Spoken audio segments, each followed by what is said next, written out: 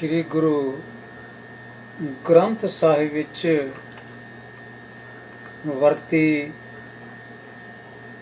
ਗੁਰਮੁਖੀ ਵਰਨਮਾਲਾ ਵਿੱਚ ਪ੍ਰਤੱਖ ਤੌਰ ਤੇ 35 ਅੱਖਰ ਵਰਤੇ ਗਏ ਹਨ। ਅੱਜ ਦੀ ਪੰਜਾਬੀ ਦੀ ਵਰਨਮਾਲਾ ਵਿੱਚ 41 ਅੱਖਰ ਵਰਤੇ ਜਾ ਰਹੇ ਹਨ। ਇਹ ਵਾਧੂ ਅੱਖਰ ਹਨ ਸੱਸੇ ਪੈਰ ਬਿੰਦੀ, ਖੱਖੇ ਪੈਰ ਬਿੰਦੀ, ਗੱਗੇ ਪੈਰ ਬਿੰਦੀ, ਜੱਜੇ ਪੈਰ ਬਿੰਦੀ, ਫੱਫੇ ਪੈਰ ਬਿੰਦੀ, ਲੱਲੇ ਪੈਰ ਬਿੰਦੀ। ਅਸਲ ਵਿੱਚ ਇਹ ਅੱਖਰ 35 ਅੱਖਰਾਂ ਵਿੱਚੋਂ ਹੀ ਚੁਣ ਕੇ ਉਹਨਾਂ ਦੇ ਪੈਰਾਂ ਵਿੱਚ ਬਿੰਦੀਆਂ ਦੇ ਚਿੰਨ੍ਹ ਲਾਏ ਗਏ ਹਨ। ਇਹਨਾਂ ਵਿੱਚ ਪਹਿਲੇ 5 ਅੱਖਰ ਅਰਬੀ, ਫਾਰਸੀ ਅਤੇ ਸੰਸਕ੍ਰਿਤ ਭਾਸ਼ਾਵਾਂ ਦੇ ਪੰਜਾਬੀ ਭਾਸ਼ਾ ਵਿੱਚ ਵਰਤੇ ਗਏ ਸ਼ਬਦਾਂ ਦੀਆਂ ਧੁਨੀਆਂ ਨੂੰ ਠੀਕ ਢੰਗ ਨਾਲ ਬੋਲਣ ਵਾਸਤੇ ਹਨ।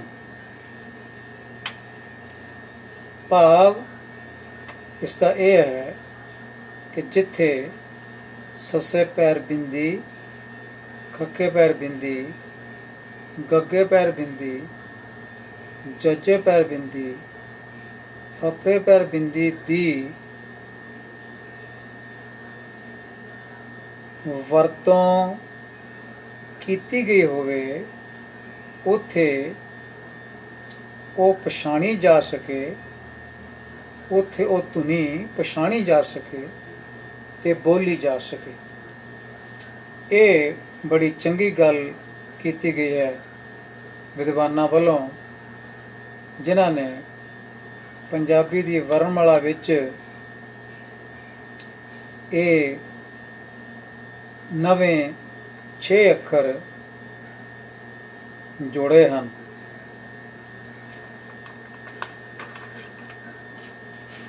ਜੇ ਅਜੋਕੇ ਵਿਦਵਾਨ ਸੱਜਣ ਅਰਬੀ, ਫਾਰਸੀ ਦੀਆਂ ਬਾਕੀ ਰਹਿੰਦੀਆਂ 6 ਧੁਨੀਆਂ ਲਈ ਵੀ ਚਿੰਨ੍ਹ ਬਣਾ ਦਿੰਦੇ ਤਾਂ ਗੁਰਬਾਣੀ ਪੜ੍ਹਨੀ ਵੀ ਸ਼ੁੱਧ ਹੋ ਜਾਂਦੀ। ਭਾਵ ਗੁਰਬਾਣੀ ਦਾ ਉਚਾਰਨ ਵੀ ਹੁਣ ਨਾਲੋਂ ਸ਼ੁੱਧ ਹੋ ਜਾਂਦਾ ਤੇ ਉਚਾਰਨ ਵੀ ਇਕਸਾਰ ਹੋ ਜਾਂਦਾ। ਭਾਵ ਗੁਰਬਾਣੀ ਵਿੱਚ ਵਰਤੇ ਗਏ ਅਰਬੀ, ਫਾਰਸੀ ਦੇ ਸ਼ਬਦਾਂ ਨੂੰ ਬੋਲਣ ਦਾ ਆਮ ਲੋਕਾਂ ਨੂੰ ਢੰਗ ਪਤਾ ਲੱਗ ਜਾਂਦਾ।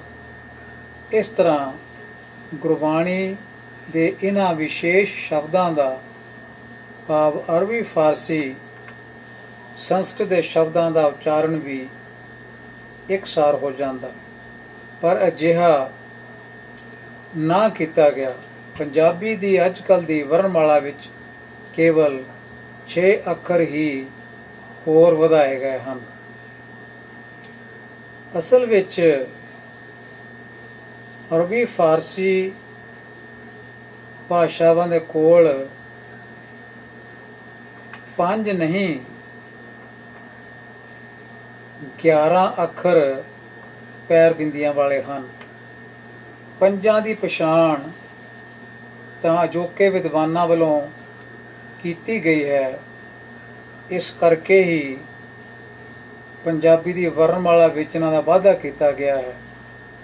ਪਰ ਬਾਕੀ ਦੇ ਜੋ 6 ਅੱਖਰ ਹਨ ਉਹਨਾਂ ਨੂੰ ਵਰਨਮਾਲਾ ਵਿੱਚ ਸ਼ਾਮਲ ਨਹੀਂ ਕੀਤਾ ਗਿਆ।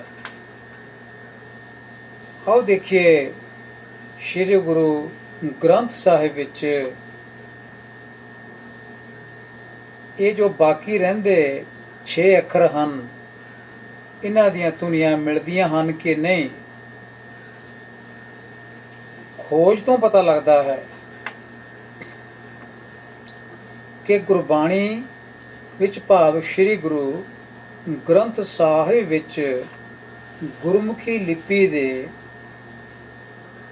47 ਅੱਖਰ ਵਰਤੇ ਗਏ ਹਨ। ਪਾਠਕ ਹੈਰਾਨ ਹੋਣਗੇ ਇਹ ਗੱਲ ਸੁਣ ਕੇ ਕਿ ਉਹਨਾਂ ਨੇ ਇਹ 47 ਅੱਖਰ ਦੇਖੇ ਨਹੀਂ। 35 ਅੱਖਰ ਤਾਂ ਪ੍ਰਤੱਖ ਤੌਰ ਤੇ ਵਰਤੇ ਗਏ ਹਨ। ਊੜੇ ਅੱਖਰ ਤੋਂ ਲੈ ਕੇ ਰਾੜੇ ਅੱਖਰ ਤੱਕ ਇਹ 35 ਅੱਖਰ ਬਣਦੇ ਹਨ। ਇਹਨਾਂ ਦੀ ਵਰਤੋਂ ਪ੍ਰਤੱਖ ਤੌਰ ਤੇ ਕੀਤੀ ਗਈ ਹੈ। ਜਿਹੜੇ 6 ਅੱਖਰ ਅੱਜ ਦੀ ਪੰਜਾਬੀ ਵਰਣਮਾਲਾ ਵਿੱਚ ਵਿਦਵਾਨਾਂ ਵੱਲੋਂ ਜੋੜੇ ਗਏ ਹਨ, ਉਹ ਵੀ ਸ੍ਰੀ ਗੁਰੂ ਗ੍ਰੰਥ ਸਾਹਿਬ ਵਿੱਚ ਅਸਿੱਧੇ ਜਾਂ ਅਪਰਤੱਖ ਤੌਰ ਤੇ ਵਰਤੇ ਗਏ ਹਨ। ਭਾਵ ਵਰਤੇ ਗਏ ਹਨ ਪਰ ਅਪਰਤੱਖ ਤੌਰ ਤੇ ਨਜ਼ਰ ਨਹੀਂ ਆ ਰਹੇ, ਪਰ ਉਹ ਵਰਤੇ ਗਏ ਹਨ ਉਹਨਾਂ 35 ਅੱਖਰਾਂ ਦੇ ਵਿੱਚ ਹੀ।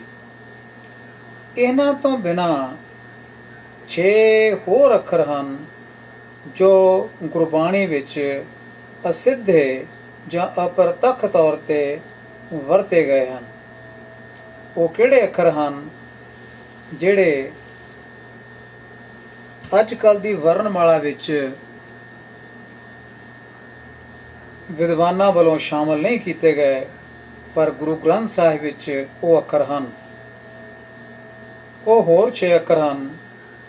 ਊੜੇ ਪੈਰ ਬਿੰਦੀ, ਆੜੇ ਪੈਰ ਬਿੰਦੀ, ਈੜੀ ਪੈਰ ਬਿੰਦੀ, ਹਾਹੇ ਪੈਰ ਬਿੰਦੀ, ਕੱਕੇ ਪੈਰ ਬਿੰਦੀ, ਤੱਤੇ ਪੈਰ ਬਿੰਦੀ। ਇਸ ਤਰ੍ਹਾਂ ਸ੍ਰੀ ਗੁਰੂ ਗ੍ਰੰਥ ਸਾਹਿਬ ਵਿੱਚ 35 ਅੱਖਰਾਂ ਤੋਂ ਬਿਨਾਂ 12 ਅੱਖਰ ਹੋਰ ਵਰਤੇ ਗਏ ਹਨ। ਇਹ ਜੋ 12 ਅੱਖਰ ਹਨ, ਇਹਨਾਂ ਵਿੱਚ ਊੜੇ ਪੈਰ ਬਿੰਦੀ, ਐੜੇ ਪੈਰ ਬਿੰਦੀ, ਈੜੀ ਪੈਰ ਬਿੰਦੀ, ਸੱਸੇ ਪੈਰ ਬਿੰਦੀ, ਹਾਹੇ ਪੈਰ ਬਿੰਦੀ, ਕੱਕੇ ਪੈਰ ਬਿੰਦੀ, ਖੱਖੇ ਪੈਰ ਬਿੰਦੀ, ਗੱਗੇ ਪੈਰ ਬਿੰਦੀ, ਜੱਜੇ ਪੈਰ ਬਿੰਦੀ, ਤੱਤੇ ਪੈਰ ਬਿੰਦੀ, ਫੱਫੇ ਪੈਰ ਬਿੰਦੀ, ਲੱਲੇ ਪੈਰ ਬਿੰਦੀ।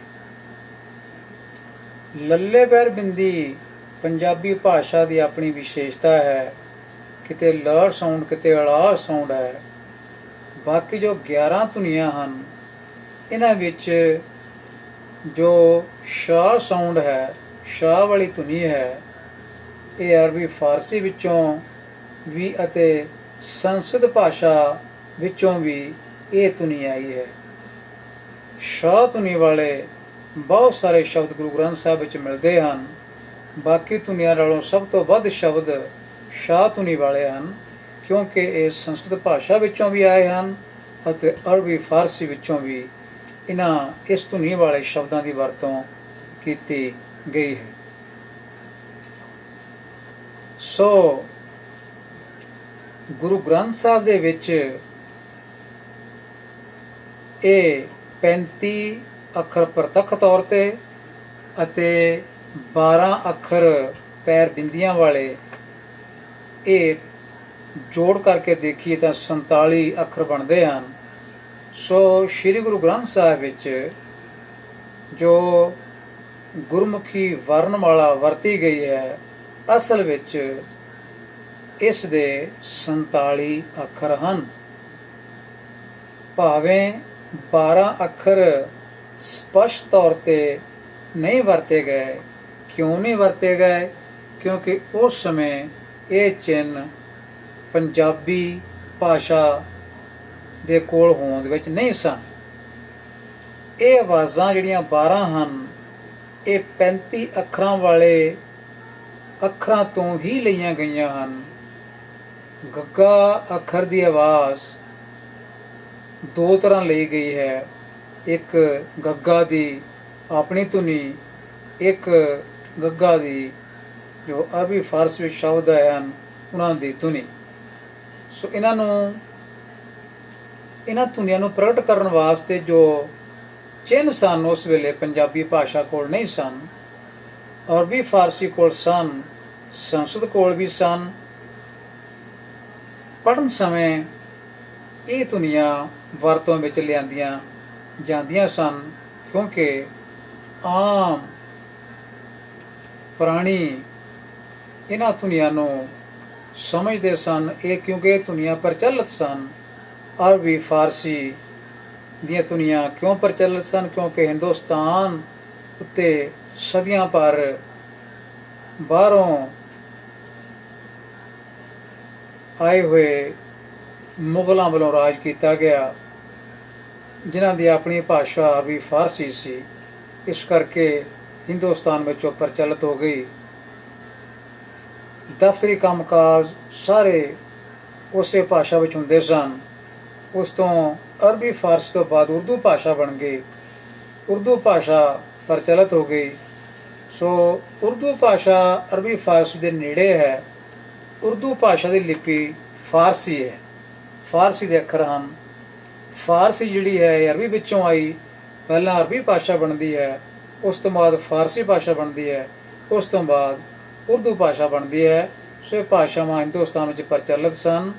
ਇਹਨਾਂ ਦੇ ਧੁਨੀਆਂ ਆਮ ਲੋਕ ਜਾਣਦੇ ਸਨ। ਇਸ ਕਰਕੇ ਬੋਲਣ ਵਿੱਚ, ਪੜ੍ਹਨ ਵਿੱਚ ਇਹਨਾਂ ਨੂੰ ਆਮ ਲੋਕਾਂ ਨੂੰ ਕੋਈ ਤਕਲੀਫ ਨਹੀਂ ਸੀ। ਇਸ ਕਰਕੇ ਸਹਿਜੇ ਹੀ ਗੁਰਬਾਣੀ ਵਿੱਚ ਇਹ ਧੁਨੀਆਂ ਪਛਾਣੀਆਂ ਜਾਂਦੀਆਂ ਸਨ ਅਤੇ ਪਾਠਕਾਂ ਵੱਲੋਂ ਬੋਲੀਆਂ ਜਾਂਦੀਆਂ ਸਨ। ਸੰਸਕ੍ਰਿਤ ਹਿੰਦੀ ਭਾਸ਼ਾ ਵਿੱਚੋਂ ਜੋ ਸ਼ਬਦ ਆਏ ਹਨ ਇਹ ਵੀ ਆਮ ਪ੍ਰਚਲਿਤ ਸਨ, ਕਿਉਂਕਿ ਹਿੰਦੁਸਤਾਨ ਦੀ ਪੁਰਾਤਨ ਜੋ ਭਾਸ਼ਾ ਹੈ ਉਹ ਸੰਸਕ੍ਰਿਤ ਹੈ। ਪੁਰਾਤਨ ਜਿੰਨੇ ਵੀ ਗ੍ਰੰਥ ਹਿੰਦੁਸਤਾਨ ਦੇ ਹਨ, ਵੇਦ, ਸ਼ਾਸਤਰ, ਸਿਮਰਤੀਆਂ, ਇਹ ਸਾਰੇ ਸੰਸਕ੍ਰਿਤ ਭਾਸ਼ਾ ਵਿੱਚ ਲਿਖੇ ਗਏ ਸਨ। ਸੰਸਕ੍ਰਿਤ ਭਾਸ਼ਾ ਨੂੰ ਦੇਵ ਭਾਸ਼ਾ ਵੀ ਕਿਹਾ ਜਾਂਦਾ ਸੀ, ਕਿਉਂਕਿ ਰਿਸ਼ੀਆਂ ਮੁਨੀਆਂ ਵੱਲੋਂ ਇਹ ਭਾਸ਼ਾ ਵਰਤੀ ਗਈ ਸੀ। ਸੋ ਇਸ ਕਰਕੇ ਇਹਨਾਂ ਭਾਸ਼ਾ ਵਿੱਚੋਂ ਬਹੁਤ ਸਾਰੇ ਸ਼ਬਦ ਗੁਰਬਾਣੀ ਵਿੱਚ ਆਏ ਹਨ। ਉਹਨਾਂ ਸ਼ਬਦਾਂ ਦੇ ਆਉਣ ਨਾਲ ਹੀ ਇਹ ਧੁਨੀਆਂ ਗੁਰੂ ਗ੍ਰੰਥ ਸਾਹਿਬ ਵਿੱਚ ਆਈਆਂ ਹਨ। ਇਸ ਕਰਕੇ ਗੁਰੂ ਗ੍ਰੰਥ ਸਾਹਿਬ ਦੇ ਵਿੱਚ ਜੋ ਵਰਣਮਾਲਾ ਹੈ ਪੰਜਾਬੀ ਦੀ, ਉਹ ਹੈ ਗੁਰਮੁਖੀ। ਅਤੇ ਗੁਰਮੁਖੀ ਜੋ ਲਿਪੀ ਹੈ ਇਸ ਦੇ 47 ਅੱਖਰ ਹਨ। ਕਿ ਗੁਰੂ ਗ੍ਰੰਥ ਸਾਹਿਬ ਵਿੱਚ ਇਹ ਜੋ 47 ਅੱਖਰ ਹਨ ਇਹਨਾਂ ਦੀ ਵਰਤੋਂ ਮਿਲਦੀ ਹੈ। ਹਾਂ, ਸਪਸ਼ਟ ਤੌਰ 'ਤੇ 35 ਅੱਖਰ ਤਾਂ ਵਰਤੇ ਹੀ ਗਏ ਹਨ। ਬਾਕੀ ਜੋ 11 ਅੱਖਰ ਹਨ ਅਰਬੀ ਫਾਰਸੀ ਵਿੱਚੋਂ, ਸੰਸਕ੍ਰਿਤ ਵਿੱਚੋਂ ਆਏ, ਉਹ ਵੀ ਮਿਲਦੇ ਹਨ। ਅਤੇ ਲੱਲੇ ਪੈਰ ਬਿੰਦੀ ਵਾਲਾ ਅੱਖਰ ਜਿਹੜਾ ਇਹ ਵੀ ਮਿਲਦਾ ਹੈ। ਆਓ ਹੁਣ ਦੇਖਦੇ ਹਾਂ ਇਹ ਜੋ 12 ਅੱਖਰ ਹੋਰ ਹਨ ਇਹਨਾਂ ਦੀਆਂ ਧੁਨੀਆਂ ਕਿੱਥੇ ਕਿੱਥੇ ਕਿਹਨਾਂ ਸ਼ਬਦਾਂ 'ਚ ਮਿਲਦੀਆਂ ਹਨ। ਥੋੜ੍ਹੇ ਥੋੜ੍ਹੇ ਸ਼ਬਦ ਜੋ ਹਨ ਉਹ ਲੈ ਕੇ ਉਦਾਹਰਨਾਂ ਆਪ ਜੀ ਦੇ ਸਨਮੁਖ ਹਨ। ਸ਼ਬਦਾਂ ਦੀ ਗਿਣਤੀ ਬਹੁਤ ਜ਼ਿਆਦਾ ਹੈ। ਊੜੇ ਨੂੰ ਪੈਰ ਬਿੰਦੀ ਵਾਲਾ ਸ਼ਬਦ ਗੁਰੂ ਗ੍ਰੰਥ ਸਾਹਿਬ 'ਚ ਮਿਲਦਾ ਹੈ ਉਮਰ, ਜਿਸ ਨੂੰ ਆਪਾਂ ਆਯੂ ਕਹਿੰਦੇ ਹਾਂ। ਉਮਰ, ਇਹ ਉਮਰ ਸ਼ਬਦ ਜੋ ਹੈ ਊੜਾ ਪੈਰ ਬਿੰਦੀ ਨਾਲ ਹੁੰਦਾ ਹੈ। ਐੜੇ ਪੈਰ ਬਿੰਦੀ ਵਾਲੇ ਸ਼ਬਦ ਗੁਰੂ ਗ੍ਰੰਥ ਸਾਹਿਬ ਵਿੱਚ ਆਏ ਹਨ। ਆਲਮ, ਆਸ਼ਕ, ਔਰਤ, ਇਹਨਾਂ ਵਿੱਚ ਐੜਾ ਇਹ ਪੈਰ ਬਿੰਦੀ ਵਾਲਾ ਹੈ। ਈੜੀ ਪੈਰ ਬਿੰਦੀ ਵਾਲੇ ਸ਼ਬਦ ਹਨ ਇਸ਼ਕ, ਇੱਜ਼ਤ, ਈਦ। ਇਹਨਾਂ ਸ਼ਬਦਾਂ ਵਿੱਚ ਈੜੀ ਪੈਰ ਬਿੰਦੀ ਵਾਲੀ ਹੈ। ਸੱਸੇ ਪੈਰ ਬਿੰਦੀ ਵਾਲੇ ਅਨੇਕਾਂ ਸ਼ਬਦ ਹਨ। ਸ਼ੇਰ ਫਾਰਸੀ ਭਾਸ਼ਾ ਵਿੱਚੋਂ ਹੈ, ਸ਼ਾਹ ਫਾਰਸੀ ਭਾਸ਼ਾ ਵਿੱਚੋਂ ਹੈ, ਸ਼ਿਵ ਸੰਸਕ੍ਰਿਤ ਭਾਸ਼ਾ ਵਿੱਚੋਂ ਹੈ, ਬਾਦਸ਼ਾਹ ਫਾਰਸੀ ਭਾਸ਼ਾ ਵਿੱਚੋਂ ਹੈ, ਸ਼ਰੀਅਤ, ਪ੍ਰਕਾਸ਼, ਅਵਿਨਾਸ਼ੀ, ਕ੍ਰਿਸ਼ਨ, ਦਰਵੇਸ਼, ਤਮਾਸ਼ੇ, ਬਾਸ਼ਾ, ਪਾਸ਼ਾ। ਸੋ ਇਹ ਅਨੇਕਾਂ ਸ਼ਬਦ ਹਨ ਜਿਹੜੇ ਸ਼ਾਹ ਧੁਨੀ ਵਾਲੇ ਹਨ। ਸ਼ੋਭਾ ਹੈ, ਵਿਸ਼ਨੂੰ ਹੈ, ਇਸ ਤਰ੍ਹਾਂ ਦੇ ਇਹ ਅਨੇਕਾਂ ਸ਼ਬਦ ਹਨ। ਕੁਝ ਖਾਸ ਨਾਵਾਂ ਵਾਲੇ ਸ਼ਾਹ ਧੁਨੀ ਵਾਲੇ ਸ਼ਬਦ ਹਨ, ਜਿਵੇਂ ਸ਼ਿਵ ਹੈ, ਕ੍ਰਿਸ਼ਨ ਹੈ, ਵਿਸ਼ਨੂੰ ਹੈ, ਮਹੇਸ਼ ਹੈ।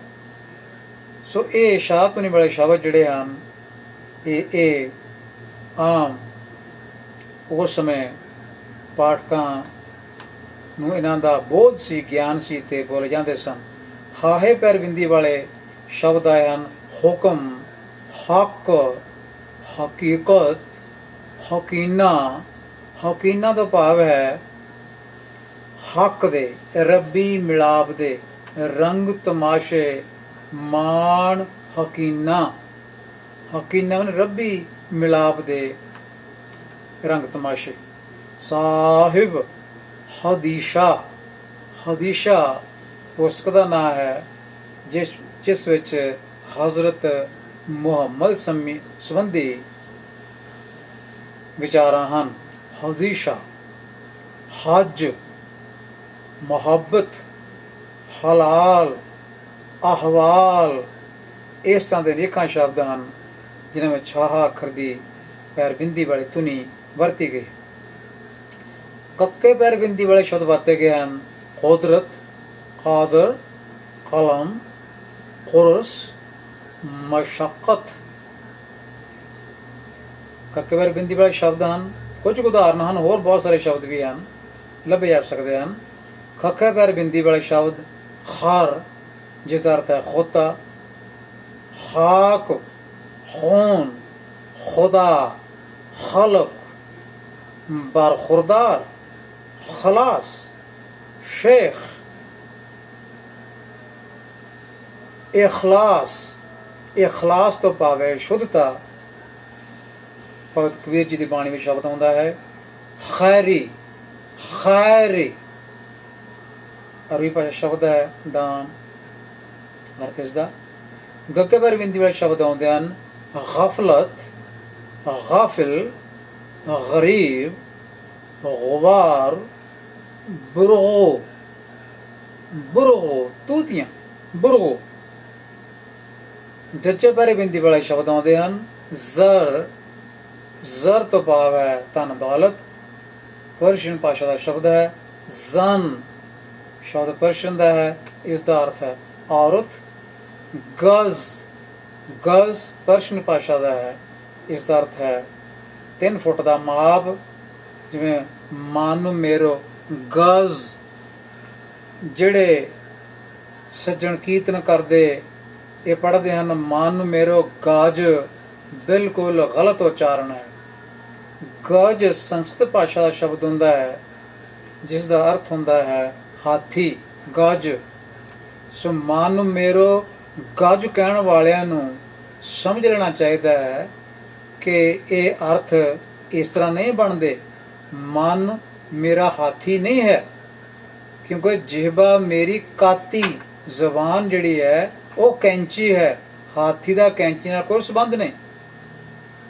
ਇੱਥੇ ਗਜ ਤਾਂ ਪੜ੍ਹਿਆ ਜਾ ਰਿਹਾ ਹੈ ਕੀਰਤਨਕਾਰਾਂ ਵੱਲੋਂ ਕਿਉਂਕਿ ਇਹ ਜੋ ਧੁਨੀਆਂ ਹਨ ਅਰਬੀ, ਫਾਰਸੀ, ਸੰਸਕ੍ਰਿਤ ਦੀਆਂ, ਇਹਨਾਂ ਨੂੰ ਉਠਾਇਆ ਨਹੀਂ ਜਾ ਰਿਹਾ।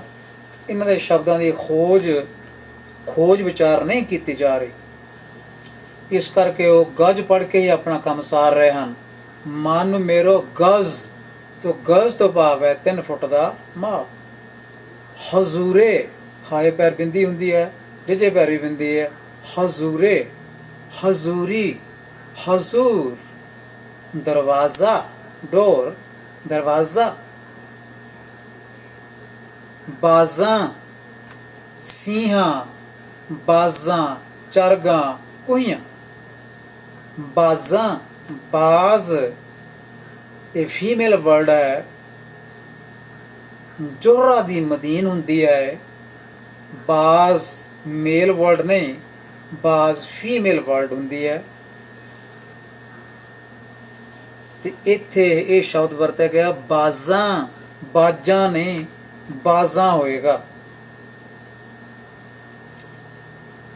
ਇਸ ਤਰ੍ਹਾਂ ਹੀ ਸ਼ਬਦ ਹੈ ਕੂਜ਼ਾ, ਕੂਜ਼ਾ ਲੋਟਾ।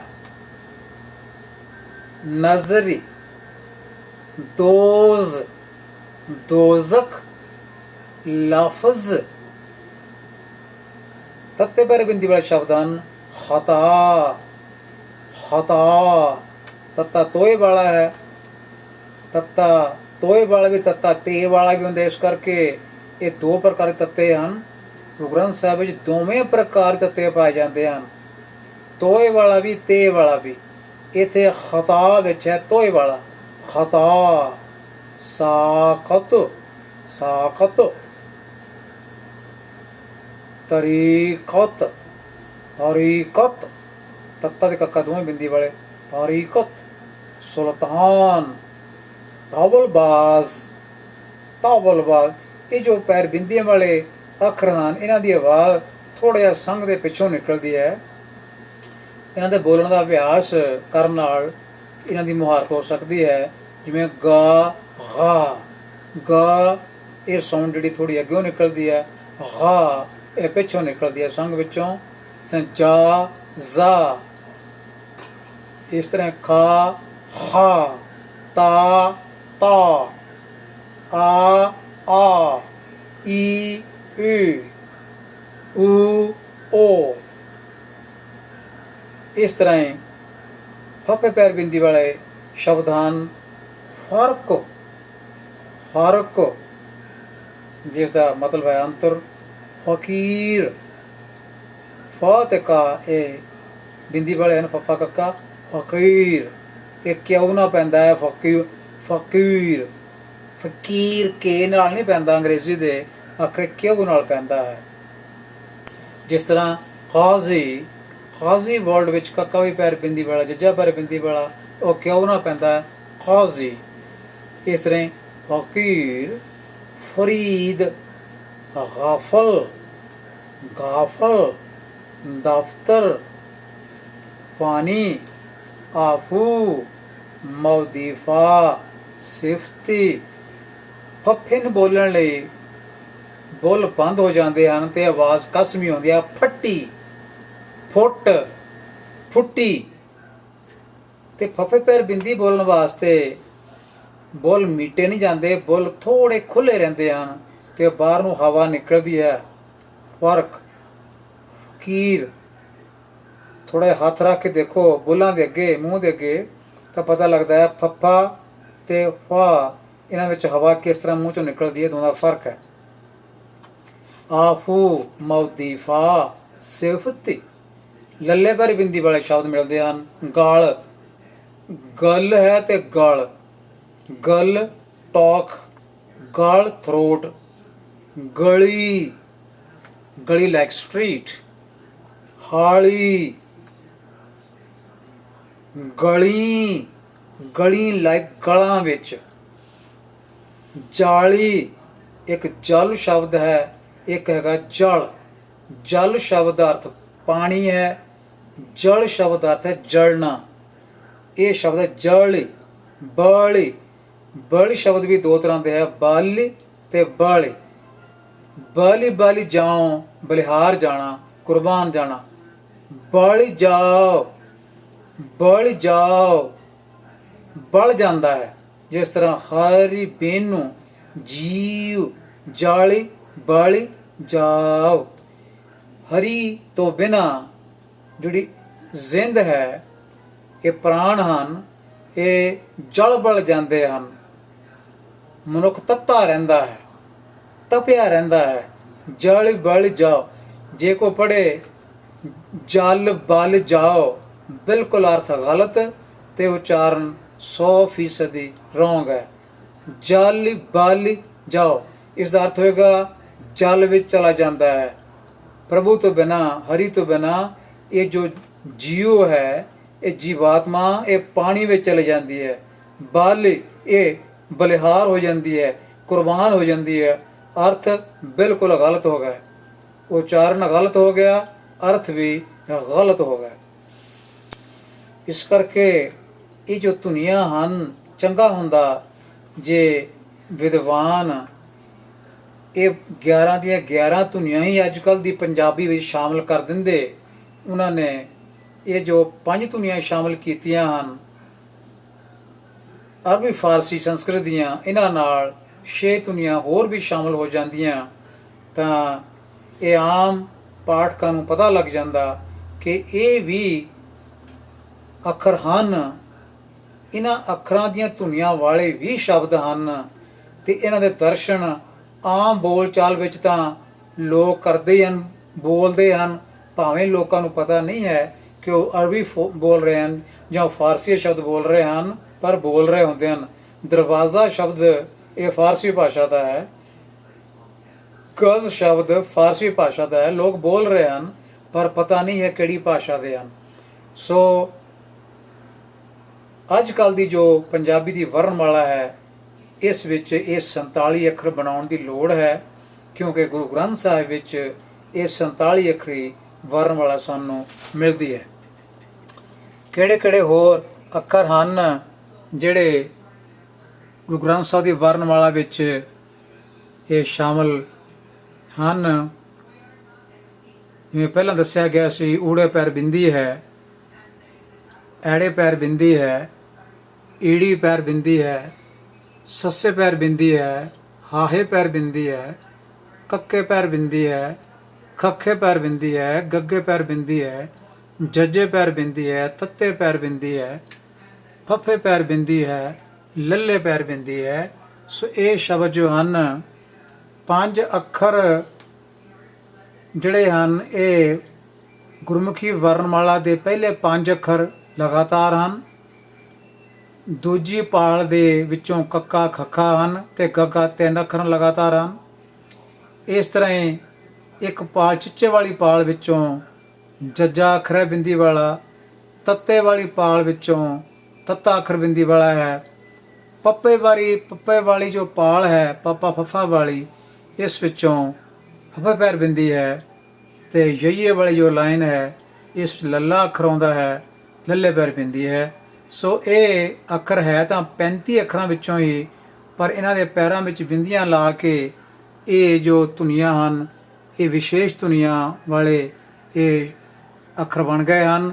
ਅਤੇ ਕਿਉਂਕਿ ਇਹਨਾਂ ਵਾਲੇ ਸਾਨੂੰ ਸ਼ਬਦ, ਇਹਨਾਂ ਧੁਨੀਆਂ ਵਾਲੇ ਸ਼ਬਦ ਗੁਰੂ ਗ੍ਰੰਥ ਸਾਹਿਬ ਵਿੱਚ ਮਿਲਦੇ ਹਨ, ਇਸ ਕਰਕੇ ਅੱਜ ਕੱਲ੍ਹ ਦੀ ਜੋ ਪੰਜਾਬੀ ਦੀ ਵਰਣਮਾਲਾ ਹੈ ਉਸ ਵਿੱਚ 41 ਅੱਖਰ ਨਹੀਂ, ਉਸ ਵਿੱਚ 47 ਅੱਖਰ ਸ਼ਾਮਿਲ ਕੀਤੇ ਜਾਣੇ ਚਾਹੀਦੇ ਹਨ। ਵਾਹਿਗੁਰੂ ਜੀ ਕਾ ਖਾਲਸਾ, ਵਾਹਿਗੁਰੂ ਜੀ ਕੀ ਫਤਿਹ।